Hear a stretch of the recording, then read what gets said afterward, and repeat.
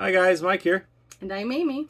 and today is our adventure, and we're going to do another campground review on Rockwell RV Park and Campground in Oklahoma City, Oklahoma. A new place, a new home for a while. Let me feel alive. Nothing to hold me back. Take my time, just enjoy the ride. General impressions. This campground is a large gravel parking lot. It did have pull-through sites, which was nice. It had plenty of space to maneuver. It did have some large trees, which was nice. And it did have, at the end of the rows, some small grassy areas, but they were kind of raised that you could walk the dogs. But then, there were some other places like further down that were like along the border and stuff that were mainly meant for walking the dogs. So the majority of the campground itself was gravel. But the upside to that was it was fairly level. Yeah, didn't really require a leveling block. This was fine for our purposes to have a place to stay, to pull in just for an overnight. We like to have a pull through, we like to have full hookups and not have to disconnect. So this really worked well for our purposes, but not so sure it would be great for long-term stays. Campsite. So for the campsite, they had livable tilt to the campsite. We did not require leveling blocks, but we still could live in it like it was. It had full hookups, which included a 50. Or a 30 amp and a 50 amp service. Hashtag 50. And it did have a picnic table. It did not have a fire pit or a grill, no. Wi-Fi throughout the park. And it worked well. It worked well, yeah. So that's definitely a plus. That's kind of a hard to find with a lot of campgrounds. The Wi-Fi actually worked really well. One of the big downsides, though, to where the RV park is, they have raised sewer connections, so you will not be able to dump your tanks without a sidewinder. The sewer connection was about 6 inches out of the dirt. So amenities. So if you see us glancing over to the side, we're checking our notes to make sure we're keeping it real for you. So the amenities, most of these were they were listed, but they weren't necessarily used by us because this was in this particular trip we got in late and we left early, which you'll probably kind of see from the pictures that we're including. They did have bathrooms, they had showers, they had a dumpster that was easily located. They had laundry, but the number of units and the cost, we're really not sure because we did not use it. And they also had listed a pool and a hot tub. So we thought that was really interesting. However, they did require a key card that had to be returned on checkout. So it was a little bit of a different experience than what we're used to. We're not used to having, usually it has a key code or something, but this actually had a key card, kind of like for a hotel, and then you had to return it on checkout. But that was for use of any of the amenities. Next up, dog friendliness. The place was, we'll say, mildly dog friendly. It had a small strip of grass at the end of each of the rows with dog pickup stations and poop bags provided, which is nice, but there isn't a lot of area itself. It was pretty much like a sidewalk of grass that run along the fence to walk your dogs in. For us, that posed a little bit of problem because there was many other dogs walking in the same area, and our two large dogs take up pretty much all of it. And then you try and pass each other, and it's big kerfuffles sometimes. But the dog walk areas on the plus side were well lit, so you could see the other dogs coming and take action early to avoid camp store with Amy. So the camp store, honestly, there wasn't much to speak of. So it's going to be a quick review. They did have coffee and a few freezers where they sold ice cream and apparently also bison meat when they had it in stock. And they were located at the front desk. I did not see any type of vending machine or any type of necessities that you might expect at a camp store. So no groceries or RV like necessities in case you were running short. They did have a small table that looked like a gathering place for folks to come in out of the bad weather if they wanted to, or just to kind of extend your campground living space if you wanted to do like a crafts or something with the kids.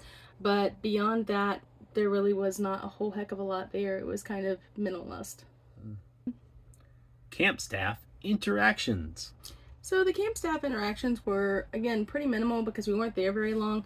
But the woman at the front desk was very pleasant with me, answered my questions, and helping me to check in.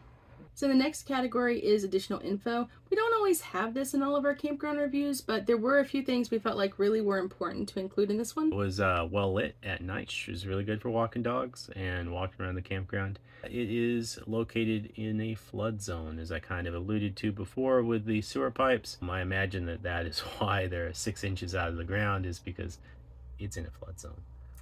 And one thing they did say at check-in, we actually had to sign a paper that said that we were acknowledging the fact that it was in a flood zone and it was possible to have flash floods there.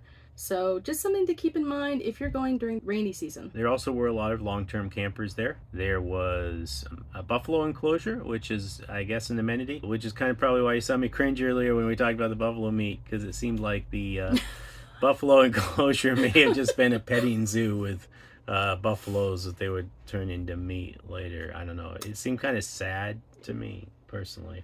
Yeah, I mean, they listed it as like a selling point, and then we got there and they had the freezer at the front desk where they were selling bison meat, and it was just like, I don't know how to feel about this.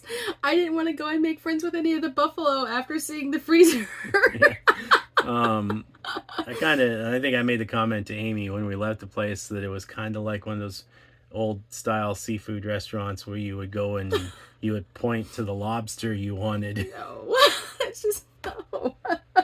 Yeah. So you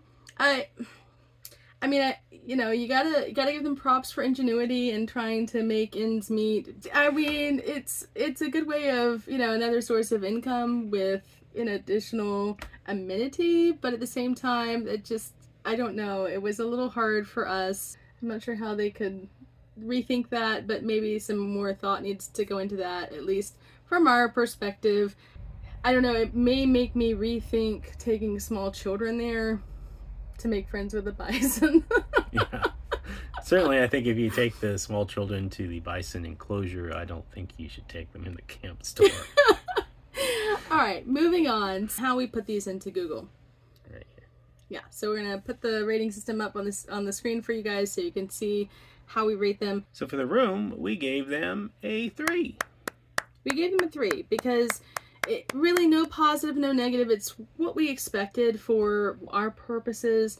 We knew what we were getting and we weren't really disappointed, but we did kind of take off a little bit for the fact that the sewer required the sidewinders or else you could not dump. So that's a pretty big drawback, and we felt like that kind of evened out, so we gave it a 3. So for services, we gave them a 4. That's right. And why did we give them a 4? Because they had friendly camp staff that helped us out. As you've seen in the theme of this trip, we have had some scheduling issues, and they allowed us to reschedule, so that was really nice. And then last but not least is location. And for location, we gave it a 2. We did.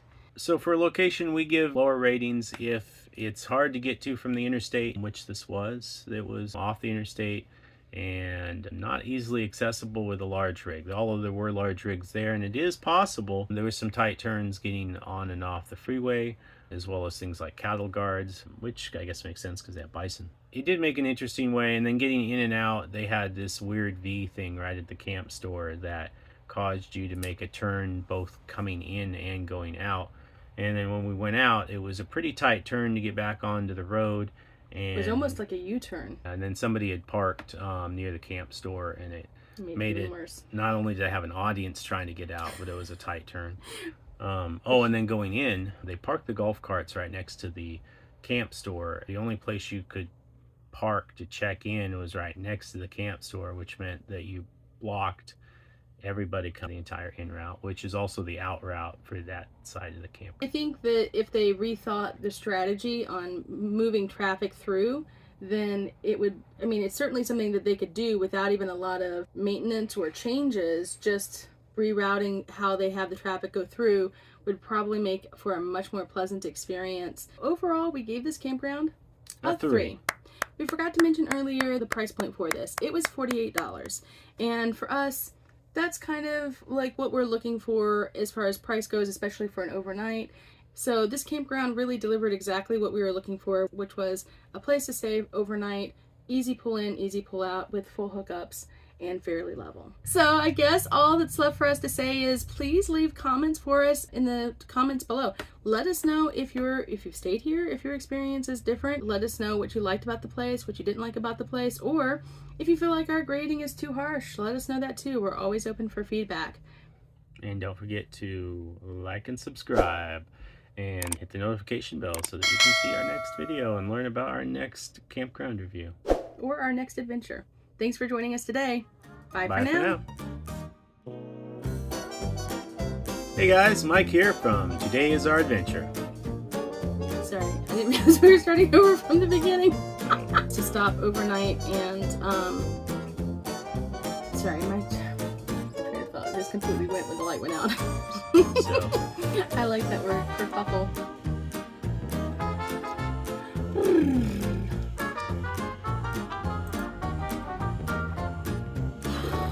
general impressions. General impressions.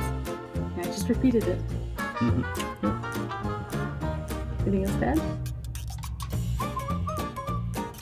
No. Okay. You don't want to sip water?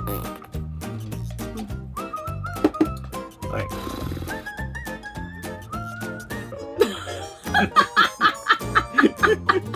I was thinking that too. As soon as you said it, I'm like,